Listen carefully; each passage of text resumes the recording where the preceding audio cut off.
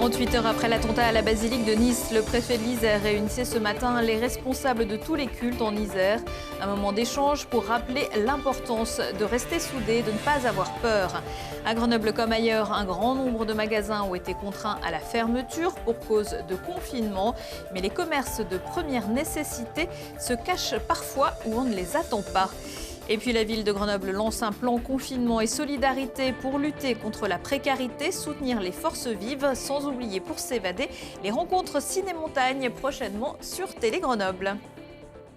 Bonsoir à tous, bienvenue dans ce JT du vendredi 30 octobre 2020. Toutes les heures à partir de 18 h, l'essentiel de l'actualité du Grand Grenoble en moins de 10 minutes.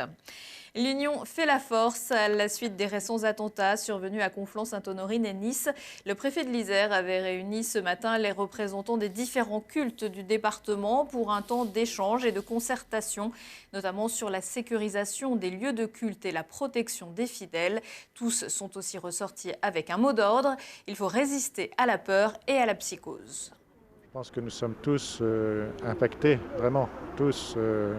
Par ce qui s'est passé, par les attentats de Nice et avant de Conflans-Sainte-Honorine, etc. Après, je refuse de baisser les bras, je refuse de m'enfermer dans la peur. J'ai invité les chrétiens catholiques à résister justement à cette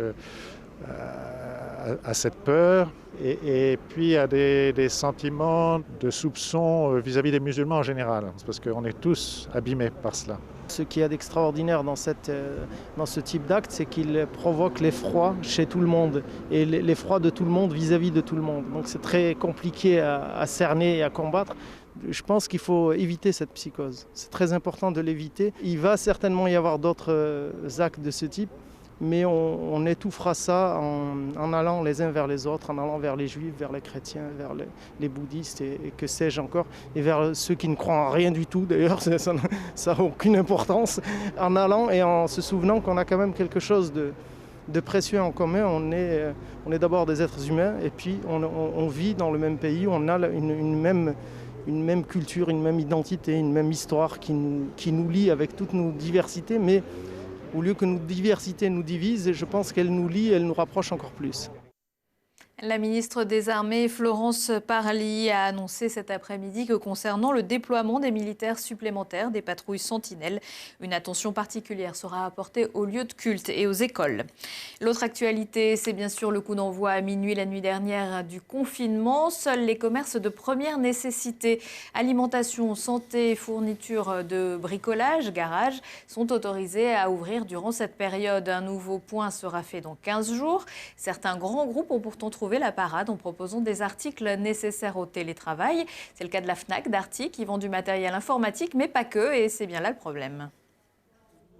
D'abord, on espère qu'une chose, c'est que d'ici 15 jours, il puisse y avoir des mesures plus laxistes, de manière à pouvoir peut-être réouvrir certains commerces qui sont dits non essentiels.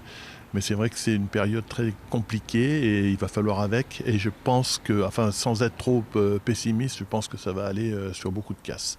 La Fnac, Darty, Boulanger, qui se considèrent comme des magasins essentiels, sont restés ouverts aujourd'hui. Une réaction par rapport à ça ? Alors, très remonté dans la mesure où je pense à la Fnac qui a un rayon livre énorme. Et sur le plan local, il y a aussi des grandes librairies, il y a aussi des petits libraires qui, eux, ont été contraints de fermer. Et là, pour moi, c'est une injustice notoire. J'ai l'impression que peut-être qu'il faille demander pour certains commerces dits non essentiels la réouverture. Je ne vois pas ce qui gêne de réouvrir des librairies aujourd'hui quand on voit qu'on peut acheter des livres à Carrefour ou dans les grandes enseignes en périphérie. Donc peut-être prendre des mesures allant dans ce sens-là, sur la réouverture. On a fait l'attestation pour 1 heure et on s'est dit autant s'arrêter à la Fnac pour acheter des livres. Je suis venu acheter 2-3 livres et aussi je suis venu retirer un colis. Pour avoir de la lecture pour le confinement surtout, pour éviter de trop s'ennuyer, quoi. Alors, on est loin du télétravail. Pour acheter vos livres, sachez aussi que de nombreuses librairies indépendantes mettent en place un click and collect ou une livraison à domicile. Du côté des magasins qui fournissent des déguisements et des accessoires de fête, c'est aussi la soupe à la grimace. Ils ont été eux aussi contraints de baisser le rideau à 24 heures de la fête d'Halloween, qui de toutes les façons n'en est pas vraiment une cette année. Cet événement, comme bientôt Noël, représente une grande partie de leur chiffre d'affaires. Et là encore, on s'insurge surtout contre la concurrence déloyale.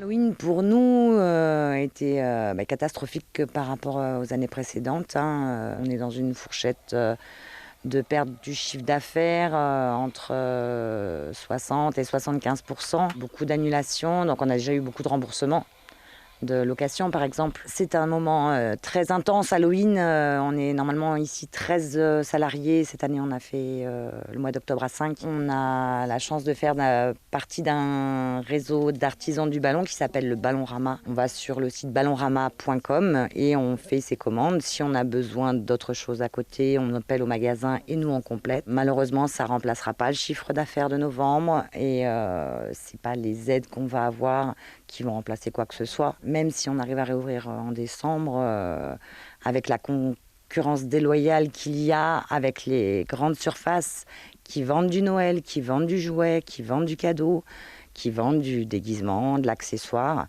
mes confrères et moi, on risque tous de peut-être pas finir l'année parce que on est vraiment mis en danger et je pense que nous, les petits commerçants, on n'est pas écoutés.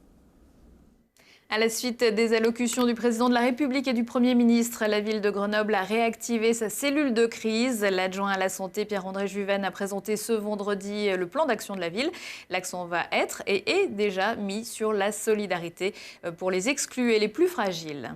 Effectivement, il va y avoir un ensemble d'actions, notamment sur de l'aide alimentaire, par exemple, avec la production de 100 repas supplémentaires par jour, qui vont être distribués donc, au centre communal d'action sociale, qui lui va ensuite les allouer aux associations. Il va également y avoir la mise en place d'un lieu, confinement et solidarité, où pourra se faire de la distribution alimentaire, également de la distribution de vêtements pour l'hiver, parce qu'à la différence du premier confinement, là on rentre dans l'hiver alors qu'on en sortait au moment du premier confinement, donc il y a des besoins qui sont différents, qui ont été identifiés par la ville et que nous allons pouvoir mettre en œuvre. On est également en train de lancer un plan personnes âgées. Il y a un groupe de travail qui s'est réuni cette semaine et qui a identifié un certain nombre d'actions à conduire, notamment le fait d'appeler les personnes, parce que en fait, c'est aussi risqué de trop les voir en physique. Mais il va y avoir des campagnes, notamment des campagnes d'appel pour régulièrement prendre des nouvelles des personnes, imaginer des groupes de parole également en visio, donc organisés par là aussi les EHPAD. Et comme l'accès à la culture, c'est aussi important, même si les musées, bibliothèques et théâtres sont fermés, la médiathèque en ligne reste ouverte et les bibliothèques vont assurer un système de drive comme lors du premier confinement. Pour tous ceux qui auront besoin de se déplacer, munis évidemment de leur attestation, les transports publics de la métropole de Grenoble, du Grésivaudan et du Pays Voironnais sont maintenus à leur fréquence habituelle, sauf quelques exceptions. Le syndicat mixte des transports en commun de l'aire grenobloise indique qu'il observe un temps d'observation et de consultation des employeurs publics et privés et des établissements avant de procéder à des réajustements. Le SMAG annoncera les éventuelles adaptations la semaine prochaine. À noter aussi que le réseau TAG renforce ses mesures sanitaires. Les entrées et sorties dans les bus et trams ne se font plus que par le milieu et l'arrière des véhicules. Pour voyager, on peut aussi rester chez soi, confortablement installé devant son écran. C'est ce que vous propose du 3 au 7 novembre les rencontres Ciné-Montagne de Grenoble. Épidémie et confinement oblige, c'est Télé-Grenoble qui accueille l'événement avec la diffusion d'une vingtaine de films. Avec cet extrait de Cholitas, documentaire qui sera diffusé vendredi prochain, direction la plus haute montagne d'Amérique, la Concagua, en compagnie de 5 femmes autochtones boliviennes, des femmes modernes dans la tradition.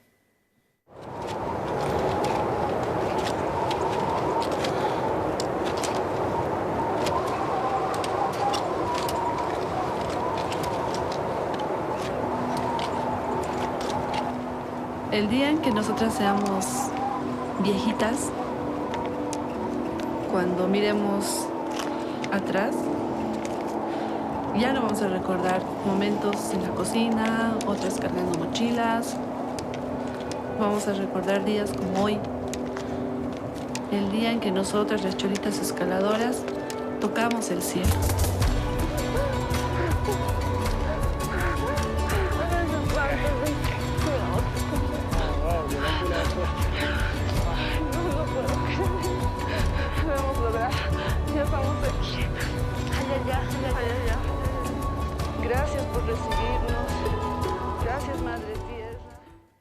Les rencontres ciné-montagne sur Télé Grenoble, c'est du 3 au 7 novembre à partir de 20h30. Des nouvelles du FCG qui jouera samedi soir au Stade des Alpes contre Mont-de-Marsan pour le compte de la 8e journée de Pro D2. Le coup d'envoi du match qui aura lieu évidemment à huis clos sera donné à 18h. Objectif pour Grenoble, retrouver le milieu de tableau de Pro D2. La dernière fois que les deux équipes s'étaient retrouvées au Stade des Alpes, c'était en septembre 2017. Grenoble l'avait emporté 26-21. Et puis le FCG vient enfin d'accueillir dans les Alpes le joueur fidjien Timothy Nagusa, coincé depuis plusieurs mois dans le Pacifique. Le joueur de 33 ans surnommé Jim a été entre 2010 et 2020 l'un des meilleurs finisseurs de top 14 avec Montpellier. On espère qu'il fera aussi bien avec le FCG. Prochain rendez-vous avec l'actu dans 1 heure et en replay sur télégrenoble.net. Bon week-end à tous.